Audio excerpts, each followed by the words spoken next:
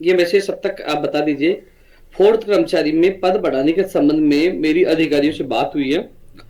कर्मचारी चयन बोर्ड के द्वारा जो लेटर लिखा गया था उसके बाद एआरडी ने 140 विभागों को जो 53,000 पदों पर जो वैकेंसी निकाली थी, लगभग और पद है, तो उसकी रिवाइज सूचना मांगी है। मैं आपको बता दूं, एआरडी ने सभी 140 विभागों से सूचना मांगी है कि कितने पद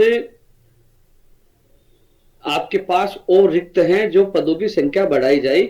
यशस्वी माननीय मुख्यमंत्री जी युवाओं के प्रति बड़े संवेदनशील है और मैंने भी आपकी बात सरकार तक और माननीय मुख्यमंत्री जी तक पहुंचाई है कि फोर्थ कर्मचारी भर्ती में पदों की संख्या बढ़ाई जाए और जल्द ही मैं अधिकारियों से भी मुलाकात करूंगा। हालांकि मेरी फोन पे कई अधिकारियों से बात हुई है। 140 विभागों से रिवाइज सूचना मांगी गई है।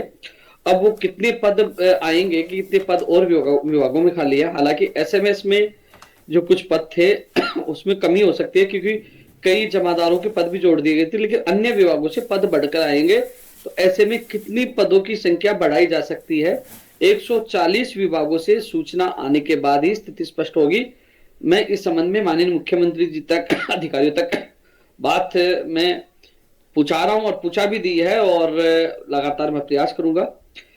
और फोर्थ कर्मचारी की मैं एक बार पुनः बता दूं कि 140 विभागों से सूचना मांगी गई है।